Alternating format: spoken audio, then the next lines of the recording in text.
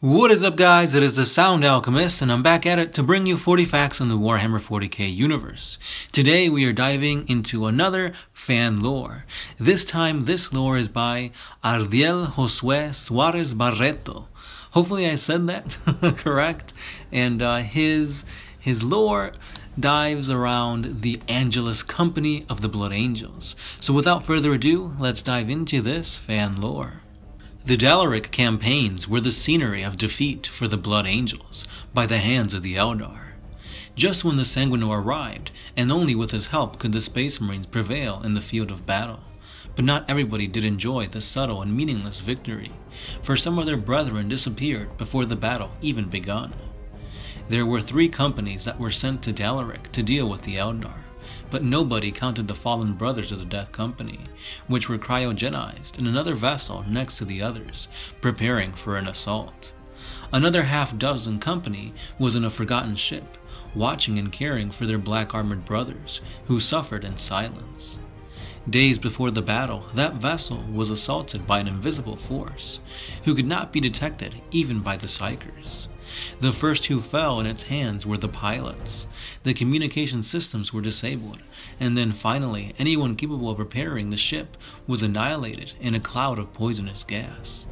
Before the day ended, the ship changed its course and got lost in the system. However, there was a captain there, Angelus Bianco, who was praised by his company as a hero at the level and skill of knowledge of even that of Commander Dante. Even if that was not true, he earned the respect of his brethren nonetheless. He was the one that revealed the enemy, a librarian called Hector Maximilian, who could use diseases and clouds of poisonous gases to eliminate from the shadows those he wanted dead.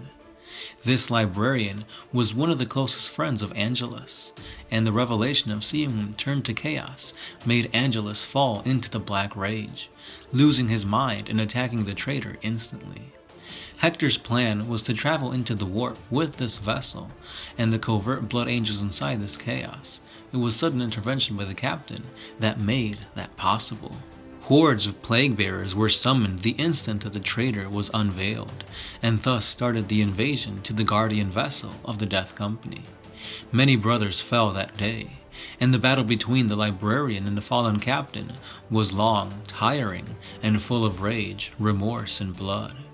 With his thunder hammer, Angelus almost exterminated the heretic, but before the final strike was done, Hector exploded in a cloud of Nurgle's rot, infecting part of the ship and Angelus along with it.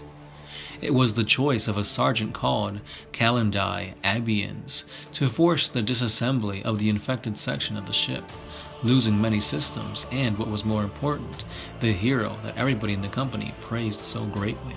It took days to destroy any chaotic presence in the ship, and finally what remained of the half-company could mourn that colossal death. Now the vessel travels with no known destiny, incapable of communicating, without any way to repair the damage dealt, and without a leader. The lost Blood Angels seek a way to return home, somehow. And thus began the story of Angelus, a spaceship called after its lost lord. This is what the official reports had to say, that due to the disappearing of Angelus and his men, he was sentenced as an excommunicate traitor. Rests of Nurgle's rods were found in the space that he traveled alongside the other spaceships on their way to Dalaric. Thus it sentenced to death all of his company. The other half of the Angelus Company that stayed on Baal were incinerated and killed in holy fire. Now the search for the heretics begin, and the traitor will die for his crimes. Now, due to the loss of many Blood Angels, the remnants of the Lost Company are structured as follows. You have your brother captain. The leader is chosen by the rest. He is always in the front lines and has the duty to assure peace between the ranks. The brother word is placed to remember the chosen that he is not a real captain, just the leader until the arrival to Baal. The chaplain. The role of searching heresy has been changed for that one being in the Shepherd of the Death Company, which is frozen inside the vessel. When they're free in battle, he stays next to them, amplifying their rage and guiding them to victory. The veterans. The only veterans in the ship are the Terminators, the personal guard of Angelus. When the brother captain is not present, they are the ones to initiate and leadership of the rest of the crew. The Sergeants. Sergeants are just 2 real sergeants remaining. The rest are merely sergeants in name. Due to be less than 30, the squads of the Space Marines are forced to change quickly their assignments to fit according to the mission. Originally, they were all tactical Space Marines, but during the absence of the rest of their crew, they have become proficient in being Devastators and assault squads, all the like. The Death Company. There are more fallen brothers than the sane ones. Almost 100 Death Company Blood Angels are frozen in the stasis chambers of the Angelus spaceship, waiting to be released once more. The heroes of the Angelus Company. Caladental Abians. The brother captain of the Angelus, after the demise of his leader, he was praised for his quick response to the rot of Nurgle's infestation, and his leadership even greater than that of the veterans. He now wears a Terminator armor with a Thunderhammer and a Storm Bolter in honor of his leader who has passed. Chaplain Moses.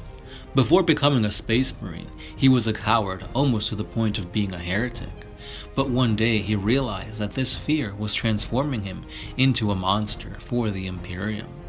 He decided to then be a Blood Angel, and then the hardships and the trials that he suffered made him the Iron Man that he is now. Known by the company as the one that knows no fear, Moses is one that has learned most from honor, bravery, and overall the battles that he has fought.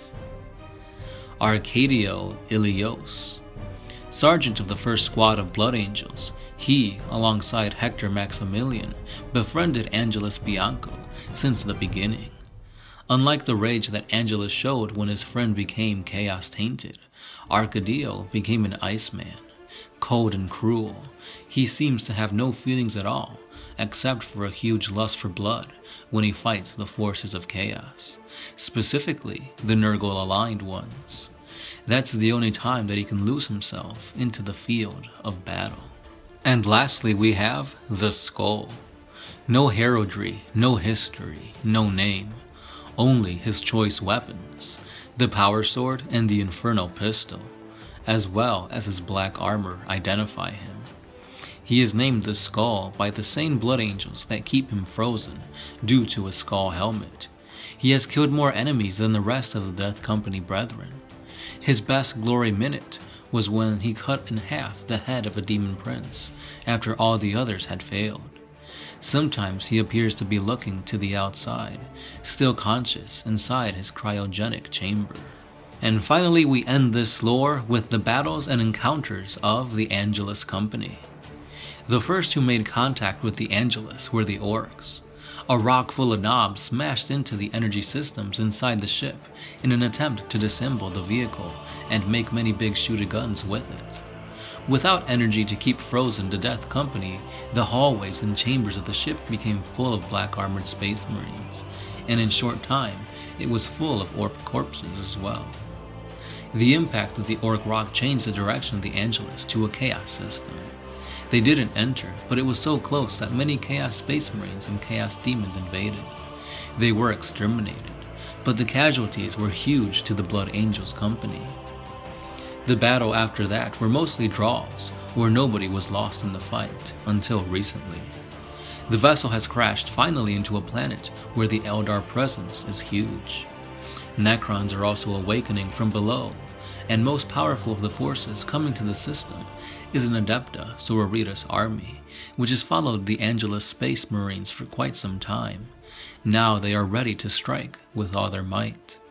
But the Blood Angels shall know no fear, and with that spirit they fight to return to Baal. And that is all the lore we have on the Angelus Company. Once again, guys, if you guys have any tips, any info to better improve this fan lore, please let RDL know in the comments below. Big thank you for sending this in to us. We do have a lot of custom fan chapters that we have to get to, so if we don't get to yours pretty soon, just give it some time because we do have a lot. If you guys want to send it to us, the best place to send it to us would be via Facebook. And yeah, that's pretty much all I got. Don't forget, guys, We do have a Facebook page, obviously, a YouTube page, more obvious. We have a Twitter, an Instagram, and a Patreon. So hit us up on that for all things 40k. And that's all we have. Once again, thank you, Ardier Josue Suarez Barreto, for your custom lore on the Angelus Company of Blood Angels. And that's all I've got for today, guys. As always, I'm the Sound Alchemist, and I'll catch you guys tomorrow.